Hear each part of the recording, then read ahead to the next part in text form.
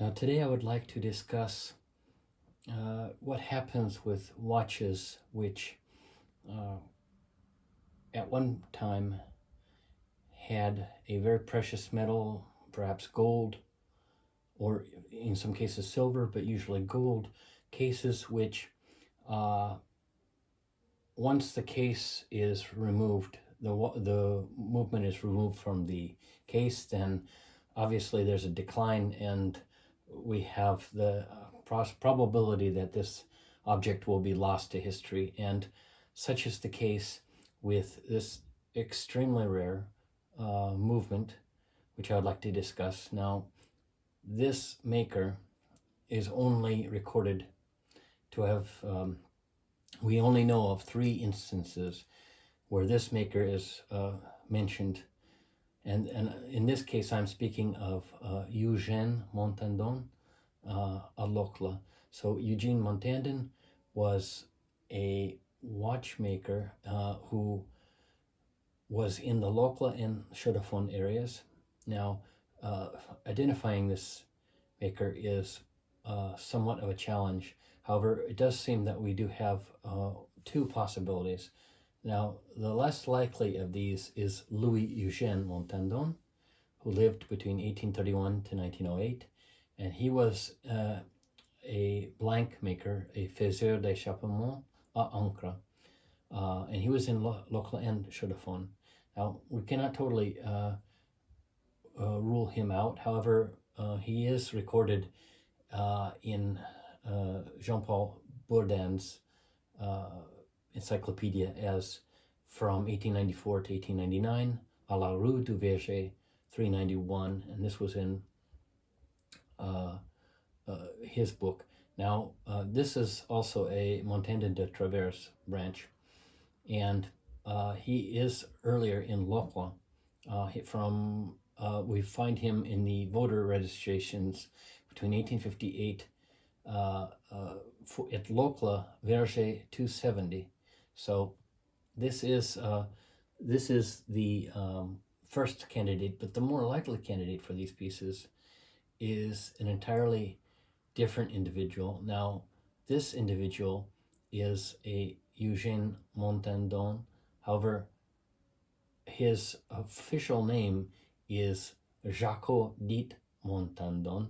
Now, this type of arrangement with the names can be somewhat confusing. It's not exactly clear about his genealogical background, which branch of Montandons he is related to. This is somewhat of a mystery. We do know that his grandfather, Abraham Montandon, was baptized around 1770.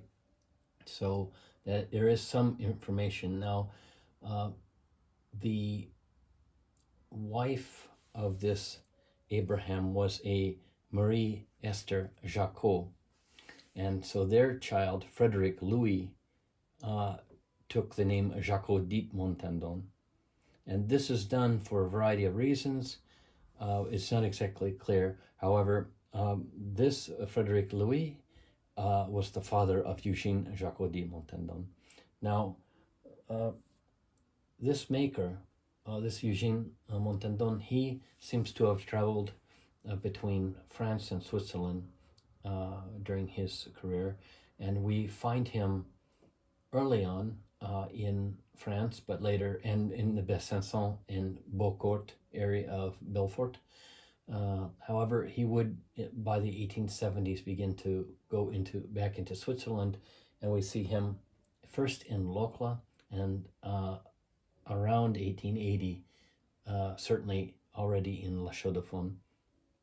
Now, as I previously mentioned, that this maker, there are only 3 documented examples of his watches, and the first we find this is a golden pocket watch from the last quarter of the 19th century, and this has a serial number of 1666, and this is the only complete Eugène Montandon Locla watch that we know of.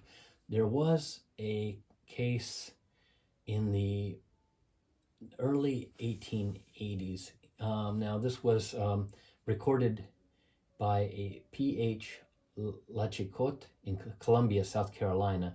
He was a watchmaker who was servicing watches, and in his workbooks, we do have a note that in South Carolina there was a watch that was serviced with the serial number in the 600s, and this was dated on December 19th, 1884. That's when this object was serviced, and we know that it was a golden watch. So this was watch serial 658. Now, the piece that I have saved from the scrap heap was this watch movement here. This is a FHF style ébauche, and it is signed Eugène Montandon, L'Ocle. Now, this has an unsigned dial, and when we remove the dial and look on the reverse side, it is there where these makers are recording the serial numbers as well. And in this case, we find that the serial number on both the dial and the movement itself is number 413. So this already tells us that this is the lowest serial number of all known Eugène Montandon watches, and is very likely the oldest of the recorded pieces. Now, it is somewhat interesting that this maker, he had been traveling in France, and he married his wife, I believe, also in France. And there are others. Now there are others with similar names that can be. This can be somewhat confusing. Now, when we pull up articles from the Swiss press, we do find, and this is an early 1870s article, and this is an article of a bankruptcy, and this is Faillite du citoyen Eugène Jacques Guillarmont Allié Montandon, and he was a courtier en horlogerie sous le nom de Eugène Jacques Montandon à La Chaux-de-Fonds. And so this maker, this Eugène Jacques Montandon, is not Eugène Jacques dit Montandon. These are two entirely different individuals, and this is fascinating because almost at the same time, almost in the same place, we have very similar names. Now, Jacques Montandon is the allié, the allied family name in this case, and we find genealogical information for this individual. And he, although he is not the person that we are looking for, he is a watchmaker. He was a Freemason. He was born in 1844, and apparently, obviously, he went out of business in 1872. Apparently, at least a bankruptcy was sustained, but he would later. He was actually married to a Montandon, so that's why the alliance comes up. He was married to Henriette alias Montandon, and this was one of the Montandon de Travers, one of Fritz Montandon's relatives from Plambos in Pont-de-Martel area. However, in this Eugène Jacques Guillarmont, or Jacques Montandon, as his ally would be pronounced, he eventually went to Japan, and there is an interesting note that we do see here in the genealogical information that he did. It is him, 1872, the bankruptcy, and who was working under the name of Eugène Jacques Montandon. And now it also says, a family note, that Eugène s'est sauvé au Japon. So he had been actually working in Japan for some period of time, and this that he was saved in Japan. Is this possibly some sort of a Christian saving or something of this variety? But very interesting that this individual, and we also see that this individual is associated with engraving. He would be associated or attached with a very famous and very familiar organization, which I've previously talked about. This is Huguenot Frères. Now, he was involved as an engraver with Huguenot Frères. This was in 1888 for the commemorative medal, which the article from the Swiss press from July 13th, 1888 reads, Cette médaille grave. And this was a committee had proposed the idea of the creation of a medal celebrating this Daniel Jean Richard, who essentially made Switzerland the great watchmaking country that it is. That they make a commemorative watch, and this was done by Huguenot Frères and Eugène Jacot-Guillermont, père et fils au Locle. So very interesting that they were doing the engraving for this medal, and this was Daniel Jean Richard, père des Horlogers de Châtellois. Very fascinating. Now, this same company, this Huguenot Frères, another engraver from my previous video would be George Montandon.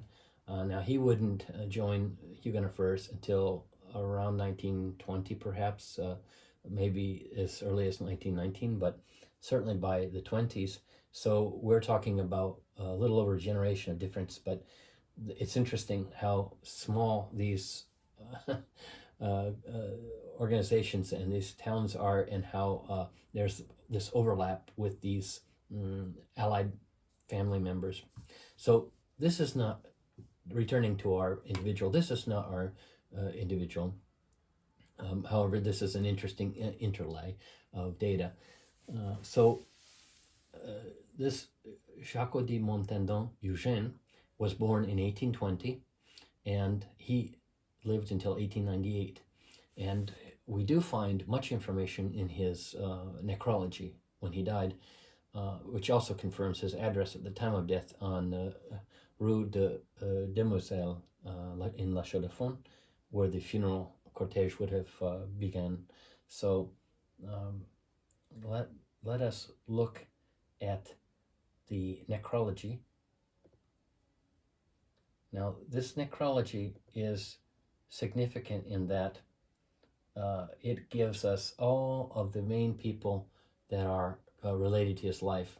And once again, Monsieur Eugène Montandon, he is Jacot dit Montandon. However, he essentially went by Montandon as his family name. And so we see in the list of mourners, family members, amongst who are a Charles Montandon Peloton, and they were at Besançon. Now, he's interesting. This is one of his three children. Eugène would be part of a somewhat small watch dynasty over at least 3 generations, perhaps 4. We don't know if Frederic Louis Jacot dit Montandon was a watchmaker. However, it's entirely possible, as Eugène did start in the watchmaking business. But in the others, I should say that he had the other children that he had besides his Cheryl is a Louis Edmond Jacot dit Montandon, and he went by Edmond, and he was also a fabricant de horlogerie like his father, who incidentally also, according to Davoine, appears to have also done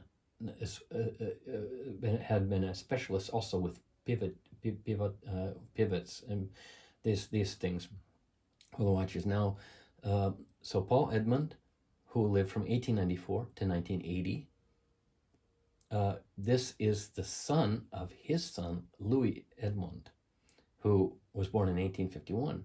So we already see 3 generations here. The other sons that he had are a Fritz August Jacques de Montandon, who was a remonteur, born in 1863, died in 1928, was active in both Le Locle and La Sagne. And the third, and those are the three children: Louis Edmond, Fritz Auguste, and Charles Jacques de Montandon. And Charles is mentioned as a horloger, and he was born in 1844. However, we don't know when he died. He was in the Besançon area and Le Brenay. Now, he is also an interesting character, this Charles Jacques de Montandon. He may have also gone, they all appear to be using this. When it's dit Montandon, they are using the allied name as the family name. And generally this is done when there's a need to keep that family name going, or that side of the family was much more powerful or well-known or rich or something of this variety. However, he may have been a watchmaker in the Besançon area around the 1867 exposition. Now, there was a watch that was made by a Montandon maker, which was mistakenly attributed to Henri Montandon. That's Henri Louis of Besançon, and this was a Charles Montandon. So he is possibly one of those that he had been working and may have had a partnership with Cercle in many chronometer tests at observatory trials. This is not exactly clear. This may actually, Cercle and Montandon may also relate to Henri Louis' son, Henri Edouard. This is a little bit of a gray area. It's up to us to sleuth out the details and disperse the broom surrounding the mystery. Now, back to this necrology. This is very helpful because all of the allied names are usually listed. For example, we do see Edmond Montandon Robardet, and that is, of course, Louis Edmond. Now, Montandon Vuillemin, this is Paul Montandon Vuillemin, à Besançon. We see all of the relatives, and this helps us. Les familles Montandon, Jacques, Lechaud, etc., in Huguenot. So we see all of the people mourning him, and this is extremely helpful in identifying his makers. But this is most probably our maker, this Eugène Montandon Locle, who we only know of 3 pieces, one of which is this item in my hand, the signed Eugène Montandon Locle, and then we only read of one that was repaired in 1884, and then the golden pocket watch, which was auctioned several years ago. So it's very, it's almost a duty for us to be involved in such a noble pursuit as the salvage or the preservation of such rare objects. We see it is very easily the case that these items can, as I mentioned previously, once the precious metal is removed for, if, for example, hard times, depressions or recessions hit, the first thing that people want to do is go to a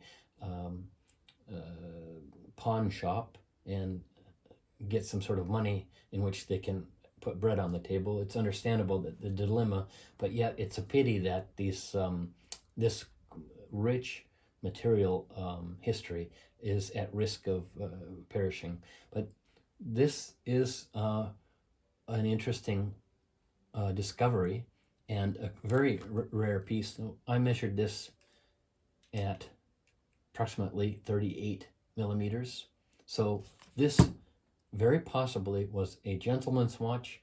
However, it could have also been a lady's watch. Ladies' watches tended to be a little bit on the smaller side, as there were pendants, which often were wore on the clothing or hung around the neck, or even in various different jewelry combinations. So this is just a little discussion about this watchmaker who we find in Lokla, and we do know that he was in Lokla because he also had a bankruptcy, and that bankruptcy was listed in 1876, 1877, and in the same newspaper we do find that his son Edmund also had a bankruptcy. They may have had businesses supporting each other. It's very likely that the two were working together very closely. It's not fully clear where their addresses. Most probably Eugène was probably at the Rue du Collège, number 297 in Lokla, between 1871 and 1876.